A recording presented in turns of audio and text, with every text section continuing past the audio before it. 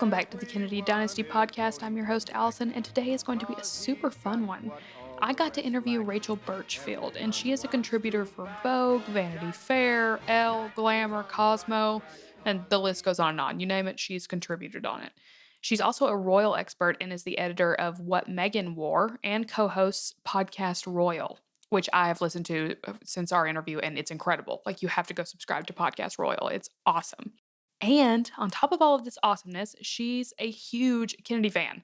She reached out to me because she loves Carolyns Kennedy's style and influence and wanted to share about her with you guys, and I'm so glad she did because she taught me so much too. So without further ado, here's my interview with Rachel Burchfield. And here I am joined with my guest, Rachel Burchfield. Rachel, thank you so much for Hello. joining me. Oh my gosh, it's an honor. Thank you so much for having me. I am so excited that you are here. So before we get started, just tell everybody a little bit about yourself, what you do, that kind of thing. Yeah, so I am a writer, an editor, and a podcaster. I mostly cover the British royal family, but I also focus a lot on fashion and beauty and society and culture. And I have been a lifelong follower of the Kennedys, and I love what you're doing on the podcast. And I'm the editor of What Meghan Wore and the co-host of Podcast Royal, which covers the British royal family. And I have been, as I said, a follower ever since she came on the scene of Carolyn Bessette-Kennedy. She's a cultural icon to me, and I'm so excited to get the chance to tell your audience a little bit more about her. I'm so excited too because honestly, we haven't really focused on her much at all yet. Yeah. I had the one episode that was like about their relationship and whatnot, but I haven't gotten to focus solely on Carolyn. So I think this is a really great start to that, and I'm And excited. she's a fascinating person, and we don't really know much about her. So I'm excited to share a little bit of knowledge with your listeners. Very true. So am I. So to get started, just tell me what interested you initially in Carolyn and her style in general. Sure. Well, I have to be honest with you. I grew up with a huge crush on JFK Jr. So whenever he married Carolyn, I was like, okay, who is this woman? And she is a very elusive figure. She only ever gave she never gave a single interview, but she gave two sound bites on very short clips where you could hear her voice to TV interviewers. And so she's always been a mystery and an enigma, and I've always wondered who she was rather than just couching her as someone's girlfriend and then someone's wife. Who is Carolyn Bessette-Kennedy? And I think, if anything, we know her most for her style. So I know we're going to be talking about that quite a bit today and how it really has transcended time, like her mother-in-law, Jackie, who she never met, by the way, and how people are still modeling their style after her today. Absolutely. And that's actually kind of goes along with the questions that I have for you. So you just perfectly framed that. Perfect. So I was going to say, Carolyn does have that effortless yet chic style, and it's somewhat not groundbreaking or wild in any way, but it's so influential. And Yeah. why do you think that is? Why do you think that these pieces that seem somewhat, for lack of a better term, plain by themselves on her just is like, oh my God, everybody's got to wear this? What do you think that is? Yeah, well, I think it is effortless, it is chic, it is elegant, but I also think that it's relatable. I could wear the pieces that Carolyn wears, maybe not the designer, but I could wear pieces like that. And the best part about her style is that it is timeless. She passed away in 1999, which was 22 years ago, and we are still, you could look at any photo of her and it would hold up today in 2021. And I think that she is so elegant without having to be flashy, without having to be gaudy or over the top. It's just, there's fashion, right? And then there's style. And obviously she was a fashionable woman, but she was so stylish, and stylish is a way of life. It comes from within and projects out, just that the carriage of a woman, much like Jackie. I mean, Jackie was the same. And so I think that it resonates with people because not only is it something like, I could go buy, black turtleneck and black pants, and I might not look as good as Carolyn Bessette-Kennedy or wearing the designer labels, but I could replicate her style. And I just think that the simple, minimalistic, muted color palette just really was different for the 90s, and it made her stand out. Sure, and like you said, it's attainable, like, for It the general is. public, yeah, I It love that. is. I Yeah. actually saw, I watch Bravo like crazy, and Uh-huh. Southern Charm is one of my favorite ones, and I follow a girl from that cast named Cameron, and she posted just yesterday, it was like her anniversary or something, and she posted a picture of her and her husband, and she was in her gown, and she said that she loved Carolyn Bessette's gown so much that she had someone make her one that looked just like it. And I was just Yeah. like, wow. I mean, literally, it's 2021. Of course, she got married a few years ago, but still, she just really does impact culture. Absolutely. You see her She's everywhere, Yeah, still. she's a cultural icon for me, and I am the editor of What Meghan Wore, so I follow Meghan Markle, the Duchess of Sussex's style every day. And Meghan, one of her style icons, she has been on record saying is CBK. I call Carol, like Carolyn and I are best friends. I call her CBK. I So love it. she said that Carolyn's wedding dress, the Narciso Rodriguez 1996 wedding dress, which was 25 years ago this year, which is crazy, but Meghan said that her wedding dress was quote unquote everything goals. And actually, you see Carolyn's influence on Meghan in Meghan's second wedding dress with the Stella McCartney one, the one she wore to the Oh, reception. absolutely. Yeah. You see Carolyn's imprints all over Meghan's style if you're looking for it. And so I like writing about Meghan's style because it feels a lot like Carolyn's style, which I love. I love it too. That's awesome. And I know you had mentioned her and Jackie and how they didn't meet, but still they somewhat mimic each other. And do you feel that their individual styles in any way, and personality for that matter, mimic each other, Jackie and Carolyn? Yeah, I think that they both obviously just ooze class and Mhm. glamour. And I think that in many ways, JFK Jr. was attracted to Carolyn because she did remind him of his mother in many, many ways. And if they started dating right after Jackie passed away in 1994. And so Carolyn and Jackie never were able to meet. But I think that, well, and I also we'll talk about this in a moment, but Carolyn just has the impossible job of trying to live up to Jackie Kennedy. I mean, Mhm. you want to talk about an unattainable mother-in-law goals, right? And so, but I think what maybe is the most striking resemblance between the two of them is that they were so self-confident in their own way that they really just didn't care a whole lot what people thought. They lived life on their own terms. And that I think is what most out of anything attracted JFK Jr. to Carolyn, was that she wasn't trying to impress him, or she wasn't falling at his feet. She, in the beginning of their courtship, she was very elusive and, didn't act like, oh my gosh, I'm dating the sexiest man alive. She was just like, well, you're lucky to be dating me. And I think Mhm. that that was incredibly attractive to him. Yeah, I totally agree with that. So what do you, as someone who has obviously studied fashion and you write about it and all these things, what do you think makes someone's look, in quotes, iconic? What builds that? Well, you have to be different, right? You have to have a niche point, and you have to have a point of differentiation. And if you remember the 90s, which I was young, I was born in 1986, so I was relatively young in the 90s, but I remember it enough to know that there were a lot of gaudy colors happening.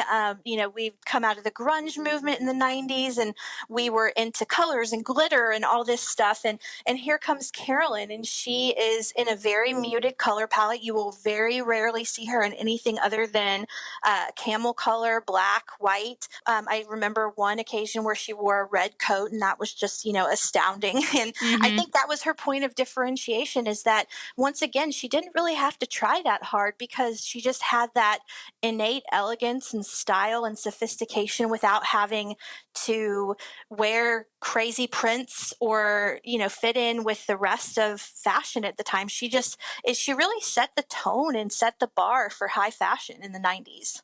Mhm, and there's just something so interesting, kinda like you touched on just a minute ago, about the fact that she did have that privacy element just like Jackie Yeah. did. I mean, like you said, there's one clip of Carolyn talking, which I'll actually insert right here. It was very exciting, wonderful evening. Yeah, what was your highlight? What was the highlight for you? The entire evening was spectacular. There's no highlight.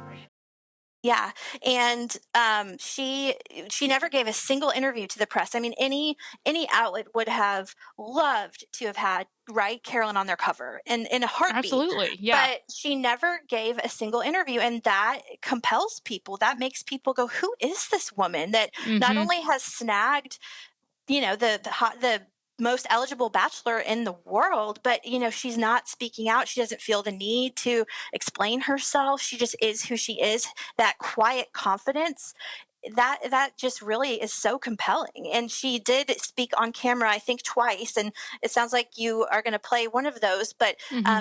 we barely heard her voice for more than 30 cumulative seconds. So that air of mystery is really fascinating to me. It really is.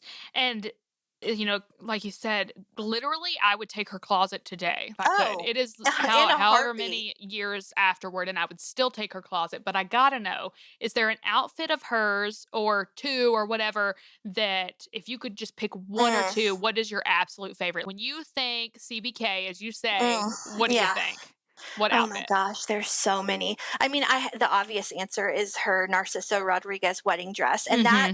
that was not really the style at the time. She really broke the mold with the simplicity of that gown, and of course, you expect, like, compare that to Jackie Kennedy's wedding dress, right? That was rather grand and ostentatious. And I think that you've said on the podcast, or I've read somewhere, that Jackie wasn't really a fan of her wedding dress. She just kind of wore it because that she was expected.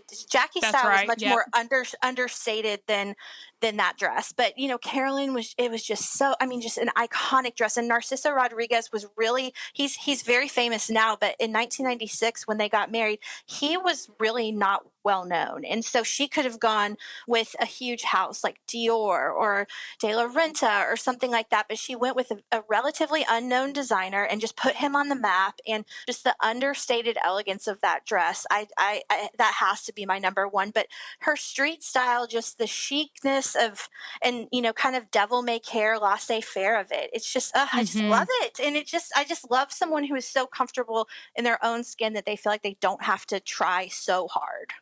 I could not agree more. Well, that is really all my questions, and you are the perfect person to talk about Carolyn, no I doubt. love her. I Uh, love her so much. And I'd love to, share a little bit more about her style and her life, just so that we can know a little bit more about her quickly, if you don't mind. oh, go for it, please. I have to take a second and talk about History Horde. I know I've said it before, but I'll say it again. I love this company. And they just released a new item that I know you guys will be equally as excited about as I was. They now have official Kennedy 1960 campaign pins. And when I tell you I was so excited to receive mine, that is honestly an understatement. I've always wanted one, but never knew if the one I would purchase from eBay or wherever would be authentic. Also, I always felt they were kind of priced unfairly. Then comes History Horde with a no doubt 100% authentic pin with a certificate included, incredible display, and an extremely fair price. I couldn't be more thrilled to finally have my own Kennedy campaign pin, and I know you guys will be excited to get one too. The link in the show notes will lead you to historyhorde.com to get your own and use code Kennedy Dynasty for 15% off. Again, that's historyhord.com. That's historyhorde.com. Code Kennedy Dynasty with no spaces for 15% off. As I said, a direct link and details are going to be in the episode description. Don't miss out on holding a piece of Kennedy history in the palm of your hand.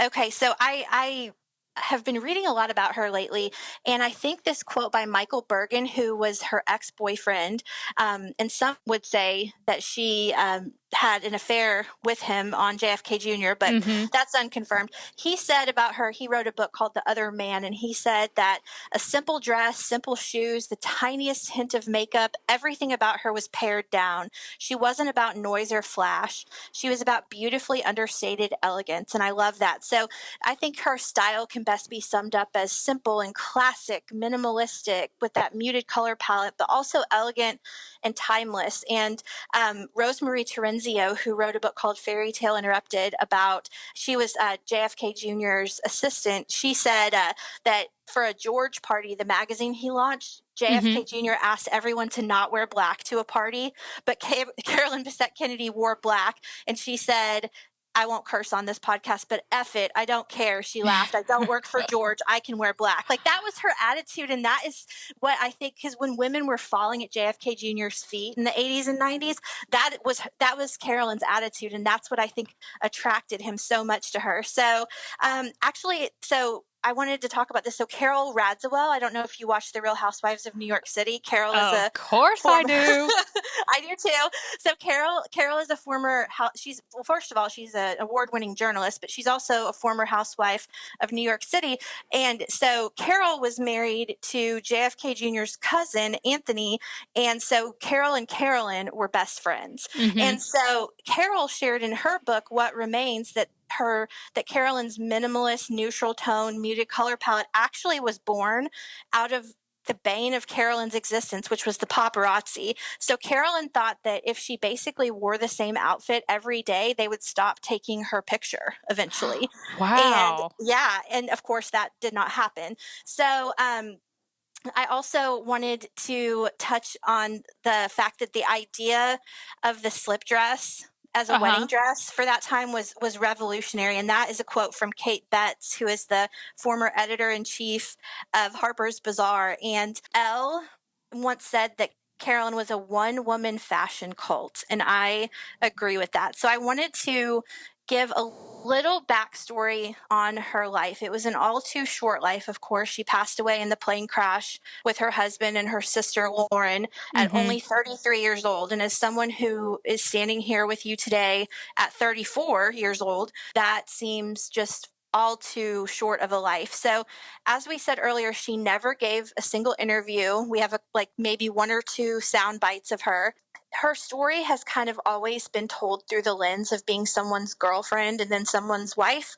And I really find that to be so reductive. And I just want to tell your listeners a little bit about her. So she was described as being someone that could mesmerize a person, and she was bright and smart, and she had two older sisters, twins, Lisa and Lauren. Of course, Lauren passed away at her side in 1999 in the plane crash. Carolyn's father left the family when she was 2 years old, so she was raised by her stepfather and her mother. And she was born in White Plains, New York, but after her parents' divorce, she moved to Greenwich, Connecticut. She was voted the ultimate beautiful person in high school and then went on to Boston University and studied elementary education. She tried a modeling career unsuccessfully and then started working at Calvin Klein. So she started as a saleswoman at their Boston store and was handpicked by Calvin Klein himself to come work in the publicity and public relations department in New York City. So she actually met JFK Jr. in 1992. He was dating Daryl Hannah at the time, and they started dating in 1994. And then they ultimately married on September 21st, 1996 in Cumberland Island, Georgia, and honeymooned in Turkey. So a little bit of descriptions about her from people who knew her. She made people feel like they were the only person in the room. And JFK Jr. met her originally at a charity event that was thrown by Kelly Klein, and then met Carolyn when he came into the store to try on clothes. And Carol Radziwill, who I just spoke about, she said that Carolyn was a physically affectionate friend who was prone to hold her hand while they walked down the street, and very touchy-feely, played with Carol's hair absentmindedly, and had these long, strong fingers, and really used her hands to tell the story as she spoke. And she avidly read magazines. She always took a pile with them when she traveled. She wanted to school and get a master's degree in psychology. And pictures never did her justice. I've heard that so many times from the research that I've done on her. I mean, she's a beautiful woman, but apparently in person, she was absolutely striking and stunning. So even though she was fiercely private, as we've spoken about, her timeless style really did leave a cultural imprint that is still felt today. So Carolyn actually, have you ever seen the movie Gone Girl with Rosamund Pike? Yes. Yeah. So the basis for that character was CBK. And I did not know that. Well, watch it again, because I just watched Gone Girl within the last month, and that icy kind of coolness, that just elegance that, you'll see it when you watch it again. Wow, I did not know that. Yeah, so she inspired that character. And of course, Meghan, the Duchess of Sussex, adores Carolyn and described her style as everything goals and models her own looks after her. And actually, 18 years after her death, Wes Gordon, the designer, his spring 2017 collection after her. So she's still very relevant, even many, many years after she passed away. So I think to sum it all up, Carolyn was incredibly thoughtful, giving, and caring, which maybe is not how she came across in the press, because to the press, she came off and was described as an ice queen, but those who knew her said that could not be farther from the truth. But I think, it comes down to the question, why are we fascinated and drawn in by Carolyn? And maybe because we knew somehow that what Rosemary Terenzio wrote about in her book, Fairy Tale Interrupted, she said Carolyn wasn't John's shadow. She was his equal. And she went toe to toe with the most famous man in the world. And she's beautiful, she's stylish, but she's also, from what every account I've read has said, an overly caring, kind, thoughtful, just generous person. And I hope that your listeners will take a moment to realize that she's so much more than just someone's wife. She's a woman in her own right, and she should be celebrated. And I just, quite frankly, love her. And I want the world to know that she is fantastic. I love it. And thank you so much for all of that. I totally agree with what you're saying. I've read quite a bit of what you had shared there too, especially a lot of the things from Carol Radswell and stuff. And I do agree. I hate the fact that she does have that persona of just being someone's wife and being icy and all the things that you touched on, because I have read the same things about her being such an endearing and charming and loving human being. And it's kind of sad that just because she didn't want a camera in her face or up in her business all the time, as most of society would absolutely hate, it's just so interesting that that's kind of what she was dubbed, just because she didn't want men chasing her with cameras. So yeah, I totally agree. And I so appreciate all the information that you just shared about her and learning more about her and how she holds the title of a Kennedy and what that is so well without being blood, Absolutely. It's just amazing. Yeah, and she was only a Kennedy for 2.5 years, all told. So, but yet we remember her as an enduring Kennedy. So she's proud to be a Kennedy, but she was also her own person too. Absolutely. I could not agree more. Thank you so much. You're so an fun. expert. It's awesome. I just love her, and I'm excited to have any chance to talk about her. So thank you for having me today. Absolutely. Thank you for being here. And like I said, I learned so much from you. And that's part of what I love about this podcast so much is I have learned so much. I feel like because I have the podcast, people just think I know every single possible thing about the Kennedys. And while you know a lot, though. Well, yeah, that's the truth. What I was about to say, I know a lot, like a lot more than probably the average human being. I know a lot, but I'm still a student, like we all are. Sure. There's always more to learn. There's always more to learn about influential people and our history and all these things. So I love bringing people like you on that can just teach me so much more. And now I'm enriched and know more and can share that with others. So I just appreciate it so much. I really, Absolutely. really, really do. It's an honor to be here. Thank you. Do you have anything you want to plug where people can follow you? Anything like that? Yeah, well, you can follow my work at rachelburchfield.com, and I would love it if you put it in the show notes. I will, for sure. Thank you. And then also, I have a podcast as well that I co-host called Podcast Royal, and it is about the British royal family and other royal families across Europe. So love to have your listeners come join me there. And finally, I'm the editor of What Meghan Wore, as I've said, and so you can find us at whatmeghanwore.net. Awesome. And I will put your podcast in the show notes as well, so everybody can check that out very easily. I appreciate that. Yeah, and come join us. We've got a lot to talk about right now, as you know. Yes, I'm excited. I'm going to become a listener like today, so I'm stoked. I'm so glad. I'm so glad. Well, thank you so much, Rachel, and I really appreciate you taking the time to talk to me. It was a blast. Thank you so much for having me. Have a good day. You as well. That's all for today's episode. If you like the podcast, make sure to subscribe, rate it 5 stars, and write a positive written review on iTunes. Check out all the links in the show notes for my merch, Amazon recommendations, and please consider supporting the podcast on Patreon as well. I'll talk to you guys soon. Come on and vote for Kennedy, vote for Kennedy, keep America strong.